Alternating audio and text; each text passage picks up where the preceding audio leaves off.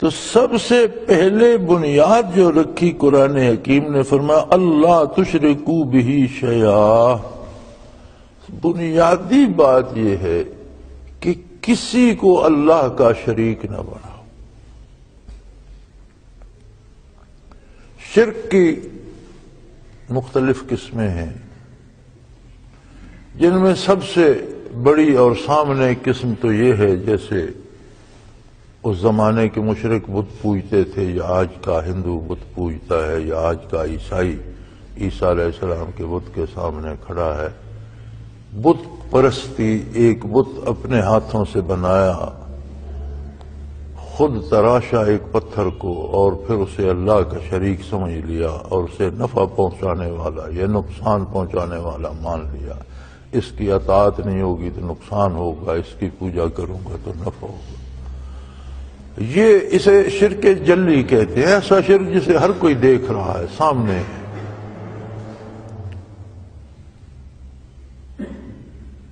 اور یہ عام تھا بعثت نبی علیہ صاحب الصلاۃ والسلام کے وقت. نہ صرف بت پوجے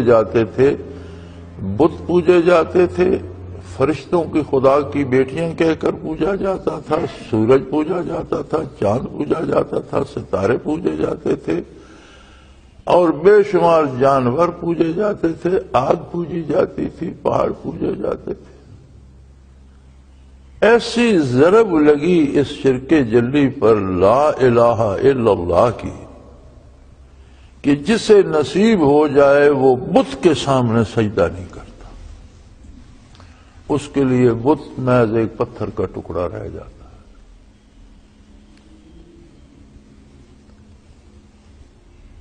لیکن اس کے ساتھ شرک کی دوسری قسم ہے جسے شرک خفی کہتے ہیں. وہ ذرا زیادہ نازک ہے. وہ پوشیدہ شرک ہے کہ کوئی بظاہر تو بت کو سجدہ نہیں کرتا، لیکن اللہ کے علاوہ کسی دوسری ہستی کو نفع پہنچانے والا یا بالذات نفع پہنچانے والا یا نقصان پہنچانے والا سمجھ لیتا ہے. اور جو عام ہے، کلمہ پڑھنے کے باوجود عام ہے. ہندو اگر دیوی دیوتاؤں کی پوجا کرتے ہیں تو ہم بزرگان دین کی پوجا شروع کر دیتے. وہ اگر بتوں کی پوجا کرتے ہیں تو ہم بزرگوں کے مزارات پہ سجدے دینا شروع کر دیتے. خیال یہی ہوتا ہے کہ یہاں سے مجھے اولاد مل جائے گی، روزگار مل جائے گا، بیماری ٹھیک ہو جائے گی. تو بتائیے فرق کیا ہے؟ بلکہ میں یہ سمجھتا ہوں کہ جو شخص کلمہ پڑھنے کے بعد یہ حرکتیں کرتا ہے وہ زیادہ ظالم ہے. کافر تو پہلے ہی رد ہو چکا تھا، مردود تھا، کفر میں مبتلا تھا. اگر اس نے کسی بت کو بھی سجدہ کر لیا تو اس کے مزید کفری میں اضافہ ہوا. کافر وہ پہلے بھی تھا. کلمہ گو کو کیسے زیب دیتا ہے کہ اللہ کے علاوہ کسی دوسرے دروازے پہ سر رکھے. اور یہ وبا اتنی عام ہے. اور پھر بڑے مزے کی بات یہ ہے کہ یہ سب اوہام عوام میں ہیں. خود جو لوگ ان درگاہوں کے متولی بن جاتے ہیں وہ عیاش قسم کے لوگ ہیں، اور قبروں پر کروڑوں کی آمدن ہوتی ہے، موج میں لگ. وہ سمجھتے ہیں کہ صاحب قبر دنیا سے گزر چکا، برزخ میں اس کا معاملہ اللہ کے ساتھ ہے، وہ جانے رب جانے. وہ کوئی نہیں، وہ ہمارے لیے دکھاوے کے لیے ادب کرتے ہیں. دل سے وہ جانتے ہیں کہ کچھ نہیں، پیسے لوٹو اور کھاؤ پیو. اس میں عام سادہ لوگ، بلکہ بعض اوقات بڑے اچھے پڑھے لکھے، یہ پڑھے لکھے کا بھی بڑا عجب تماشا ہے. ایک بندہ 5 ایم.اے کر لیتا ہے لیکن وہ دین کی الف بے بھی نہیں سمجھتا، پڑھتا سیکھتا، تو اسے ہم پڑھا لکھا کہتے رہتے ہیں. بھئی پڑھا لکھا جس شعبے میں ہے اس میں ہے، دین تو اس نے پڑھا نہیں، دین کی اس کو کیا خبر. اور یہی اکثریت ہماری پڑھی لکھی اور دانشور، اسی قبیل سے اکثریت اللہ کے بندے ایسے بھی ہیں جنہوں نے دنیا بھی سیکھی، دین بھی سیکھا، لیکن بہت کم، اکثریت انہی لوگوں کی ہے جو یک طرفہ علم رکھتے ہیں۔ تیسری قسم شرک کی ایک اور بھی ہے، اس میں بہت سی چیزیں آ جاتی ہیں۔ مثلا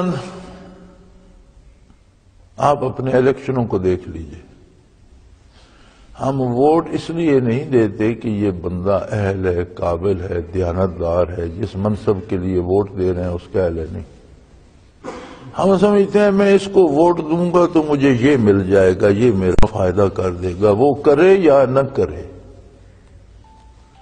جب ہم اس سے نفع کی امید رکھتے ہیں تو یہ بھی شرک ہے، ہم نے اسی کو نفع رساں یا ضرر رساں سمجھ لیا، نفع اور نقصان اللہ کے دست قدرت۔ اگر یہ ایک بات بھی ہم سمجھ جائیں تو اس ملک کی تقدیر بدل سکتی ہے، اگر میں اور آپ اس بات پہ اڑ جائیں کہ ووٹ اس کو دیں گے جو اس منصب کا اہل ہے۔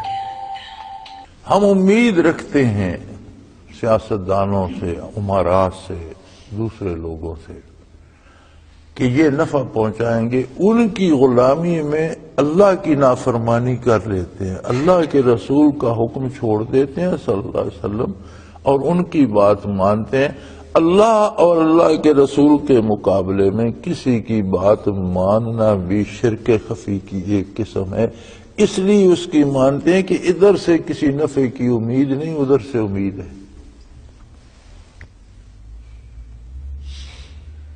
تو یہ بہت سے نازک معاملات ہیں جو انسان کی سوچ، فکر اور اس کے دل سے تعلق رکھتے ہیں، اور مومن وہ ہے جو شرک جلی سے بھی بچے، شرک خفی سے بھی بچے۔ اصلاح کا اگلا کام تب شروع ہوتا ہے، کوئی بھی عمارت تب بنتی ہے جب اس کی بنیاد آپ خوبصورت، مضبوط اور اچھی سیدھی درست رکھتے ہیں۔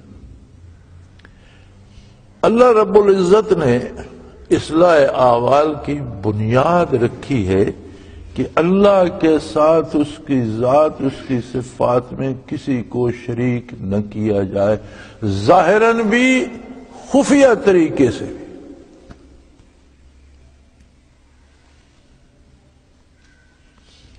اللہ تشرکو بہ شیئا، کبھی بھی کسی طرح بھی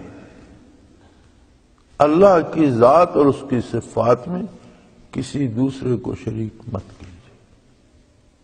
یہ تھوڑا تھوڑا فرق ہوتا ہے، بعض لوگ چلے جاتے ہیں مزاروں، درگاہوں پر، وہاں بیٹھ کر اللہ سے دعا کرتے ہیں، تو ایک فرق ہوتا ہے۔ جیسے اب ہم سڑک پر دعا کرتے ہیں، اللہ کریم موجود ہے، سن رہا ہے، ہم مسجد میں آ جاتے ہیں، دعا کرتے ہیں، تو اس جگہ سے فرق پڑ جاتا ہے۔ یہ جگہ ہر وقت اللہ کے سر بسجود ہونے کی ہے، اس کی برکت بھی شامل ہو جاتی ہے۔ ہم وضو کر لیتے ہیں، باوضو ہو کر 2 رکعت نفل پڑھ کے دعا کرتے ہیں، تو اس میں اس باوضو ہونے کی طہارت کی برکت بھی آ جاتی ہے، ان 2 رکعت کی برکت بھی آ جاتی ہے۔ اس طرح تو بزرگان دین کے مزار پر جانا، یا والدین کی قبر پر جانا، یا مسلمانوں کی قبروں پہ سلام دعا کرنا یہ غلط نہیں ہے۔ کسی صاحب قبر کو حاجت روا سمجھ لینا یا نافع دار سمجھ لینا یہ شرک ہے۔ ہماری مصیبت یہ ہے کہ جو روکتا ہے وہ بالکل چاہتا ہے کہ قبریں کھود کے پھینک دی جائیں، اور جو اس طرف بلاتا ہے وہ کہتے ہیں اللہ سے کیا لینے جاؤ گے۔ انہوں نے عجیب عجیب حکایتیں بنا رکھی ہیں۔ ایک دن میں کوئی مجھے سنا رہا تھا کہ حضرت شیخ فرید الدین رحمت اللہ تعالی علیہ کہیں فرید گنج شکر کہیں جا رہے تھے، تو ساتھ کوئی بندہ تھا، تو دریا آ گیا یا پانی آ گیا، گہرا پانی بہ رہا تھا، اس میں سے گزرنا تھا، کوئی نہر تھی، دریا تھا، مجھے سارا صحیح یاد نہیں کیونکہ زبانی روایتیں ہیں، حکایتیں ہیں۔ تو وہ اس میں داخل ہوئے تو وہ اللہ اللہ کر کے چلنے لگ پڑے، تو پیچھے جو ساتھ تھا خادم ہوگا یا ساتھی کوئی، تو وہ بھی اللہ اللہ کر کے، تو اسے پانی نے دھکیلنا شروع کر دیا۔ تو اس نے انہیں پکارا کہ مجھے تو پانی لے گیا۔ تو انہوں نے کہا تم اللہ اللہ کدھر کر رہے ہو، تم فرید فرید کرو تو بچ جاؤ گے، اللہ تک تمہارا پہنچنا تو آسان نہیں ہے، میں تو اللہ اللہ اس لیے کر رہا ہوں، میں اللہ اللہ تک پہنچا ہوں، تم فرید فرید کرو۔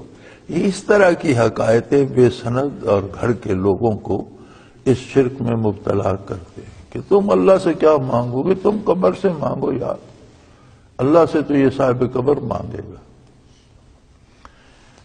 ساری کائنات کو کسی قبر والے نے پیدا ایک ذرہ بھی نہیں کیا، اللہ نے پیدا کیا ہے۔ ساری کائنات کا پالنا اس کے اپنے ذمے ہے اور وہ پال رہا ہے، اور سب کا حساب بھی وہی لے گا۔ سو فرمایا اللہ تشرکو بہ شیئا، سب سے پہلی بات یہ ہے کہ شرک سے توبہ کر، وہ ظاہری ہو یا پوشیدہ ہو۔ اب اگر اس پوشیدہ شرک سے توبہ کر لی جائے اور ہمارے بااثر افراد یا حکومتی ادارے اس بات پہ آ جائیں کہ ہمارا نفع نقصان اللہ کے ہاتھ میں، ہم کسی کی سفارش پر یا رشوت پر کام نہیں کریں گے، دیانتداری سے کریں گے، تو صرف شرک سے توبہ کرنے سے اصلاح ہوتی ہے کہ نہیں اصلاح ہو رہی کہ ہم شرک خفی میں مبتلا ہیں۔ ہم سمجھتے ہیں کہ حکومت ناراض ہو جائے گی، فلاں وزیر ناراض ہو جائے گا، وزیر اعظم روٹھ جائے گا، صدر روٹھ جائے گا۔ بھئی حق حق ہے، جو روٹھتا ہے روٹھے، جس کی خاطر حق پہ عمل کر رہے ہیں وہ نہ روٹھے۔